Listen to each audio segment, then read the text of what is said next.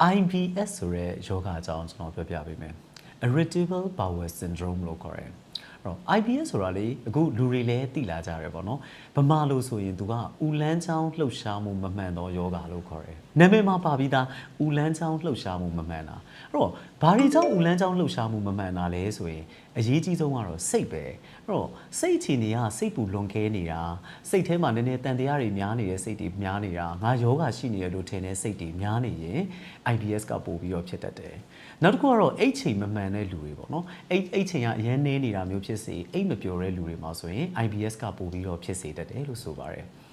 တော့ IBS ဒီတခြားအစားအသောက်တွေနေနဲ့ဆိုင်လားဆိုလို့ရှိရင်တော့ဆိုင်နေရှောင်းမဲ့ဟာတွေကိုကျွန်တော်နောက်မှထပ်ပြီးတော့ပြောပြပေးမယ်နောက်ထပ် IBS ဖြစ်စေတဲ့အကြောင်းရင်းက gut microbiota တွေက harmony မဖြစ်တော့တာဦးလန်းချောင်းထဲမှာရှိတဲ့ probiotic လေးတွေမှာတဟဇာတမဖြစ်တော့လို့ရှိရင်လည်းကျွန်တော်တို့ကဒီ IBS ဆိုတဲ့ယောဂဖြစ်လာတတ်ပါတယ်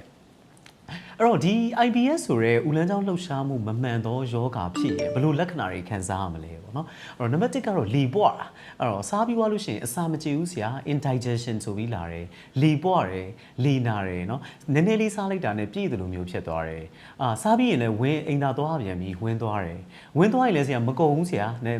်လိုကြီးလဲမသိဘူးပေါ့နော်မစင်သလိုခံစားရတယ်နေလို့မကောင်းဘူးဆိုတဲ့ feeling မျိုးရတယ်တချို့ကြလည်းဝင်းချုပ်တယ်ဘိုက်ပွားတယ်ပေါ့နော်စသဖြင့်ဦးလန်းချောင်းတစ်လျှောက်လုံးမှာအစင်မပြေတဲ့လက္ခဏာတွေအကုန်လုံးကိုကျွန်တော်တို့ကြုံတွေ့ရတတ်တယ်တချို့ဆိုလည်းတကေးကေးနဲ့ဘယ်နာဖိဖိလေထွက်နေရဆိုတဲ့ဟာမျိုးကြားဘူးကြတယ်ဟုတ်အဲ့ဒါ IBS ရဲ့ symptoms တွေပဲဖြစ်ပါတယ်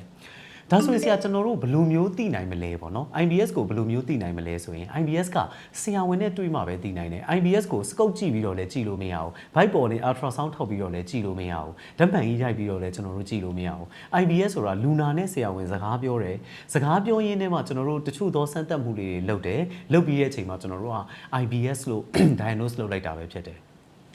ဆရာ IBS ဘယ်နှမျိုးလောက်ရှိလဲလို့ဆိုရင်အဓိက3မျိုးရှိတယ်တစ်မျိုးကကြတော့ IBSC လို့ခေါ်တယ် Irritable Bowel Syndrome Constipation Type သူကဝင်းချုပ်တာသူ့ရဲ့ပြဿနာကဝင်းမသွားလို့သူ့မှာဝင်းပျော်စေးကိုတစ်မျိုးပြီးတစ်မျိုးတောက်နေရတဲ့ IBS နောက်တစ်မျိုးကကြတော့ဝင်းလျှော့တဲ့ type နည်းနည်းလေးစားလိုက်ပြီဆိုတာနဲ့အိမ်သာပြေးရတဲ့ type IBS diarrhea IBSD လို့ခေါ်တယ်နောက်တစ်မျိုးကတော့ဆရာကြီးသူက2မျိုးပေါင်းတာဒီနေ့ဝင်းချုပ်နောက်နေ့ဝင်းလျှော့နောက်နေ့ဝင်းချုပ်ဒီနေ့ဝင်းလျှော့ IBSM လို့ခေါ်တယ်အဲ့တော့ဒီလိုမျိုးစားတွေရှိရဲအဲ့တော့ဒီယောဂတွေရှိလာပြီဒီလို symptoms တွေရှိလာပြီဆိုရင်ကျွန်တော်တို့ကဘယ်လိုလုပ်လို့ရလဲဆိုရင်တော့အဓိကစိတ်ကျန်းမာရေးဂရုစိုက်ဖို့လိုတယ်စိတ်ကျန်းမာရေးဂရုစိုက်တာနဲ့တူအိတ်ချိန်လေးမှန်အောင်အိတ်ဖို့လိုတယ်တနေ့ကို6နိုင်9နိုင်လောက်အိတ်ချိန်မှန်အိတ်ရမယ်စိတ်ပင်ပန်းစရာစိတ်ရှုပ်စရာတွေတက်နိုင်သမျှ short အောင်မယ် stress ပေါ့နော်စိတ်ဖိစီးစရာတွေကျွန်တော်တို့နည်းနည်းလေးတက်နိုင်သမျှ let it go ပေါ့နော်ဒါမျိုးနေနိုင်မှပဲကျွန်တော်တို့ IBS ကတက်တာမှာမနေနိုင်ဘူးဆိုရင်တော့ဆေးတောက်ရလိမ့်မယ်နောက်တစ်ခုကတော့အစာတွေပေါ့နော် IBS မှာအတိအကျဆုံးမေးကုန်စေကန်းလာရင်ကျွန်တော်မေးရဆရာကျွန်တော်က IBSC ရှိရယ် IBSD ရှိရယ်ဘာတွေရှောင်ရမလဲဆိုရင်တော့ကျွန်တော်ကလွယ်လွယ်လေးမှတ်ပေးရယ် no နဲ့ no ထွက်ဖြစ်စီတက်နိုင်သမျှရှောင်ပါ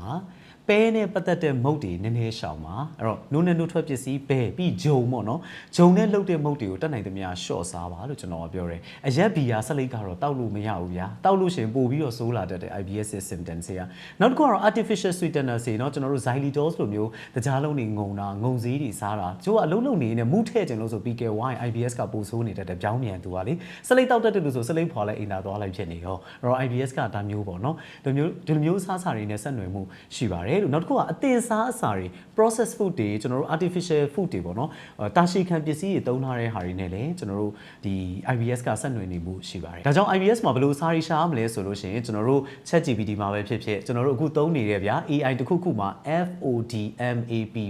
food map လို့ရိုက်ထည့်လိုက် IBS မှာရှောင်ရမယ့်အစားအစာများဆိုတန်းစီပြီးထွက်လာလိမ့်မယ်ကျွန်တော်ပြောတာထပ်ပို့ပြီးတော့တီးကြတယ်အဲ့ဒါတွေရှောင်လိုက်လို့ရှိရင်သက်သာသွားလိမ့်မယ်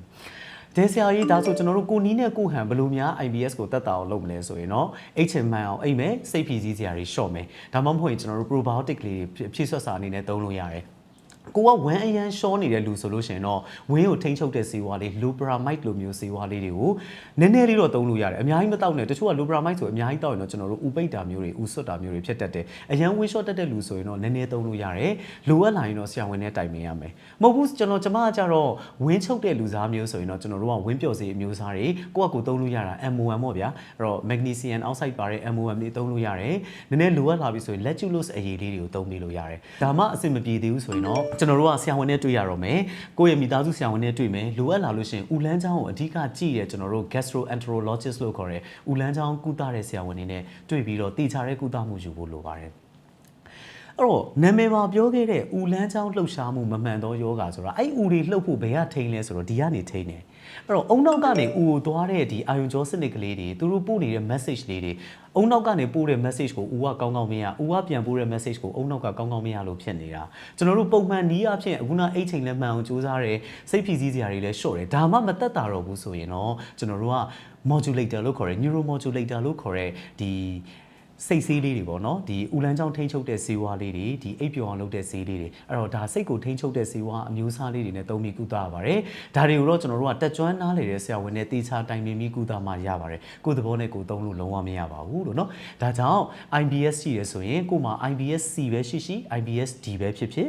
အိတ်ချိန်မှန်အောင်စူးစမ်းပါကျွန်တော်တို့အစားအသောက်တွေခုနကျွန်တော်ပြောခဲ့တဲ့အစာတွေတက်နိုင်သမျှရှောင်ပါစိတ်ဖြည့်ဆည်းစရာကိုတက်နိုင်သမျှလျှော့ပါ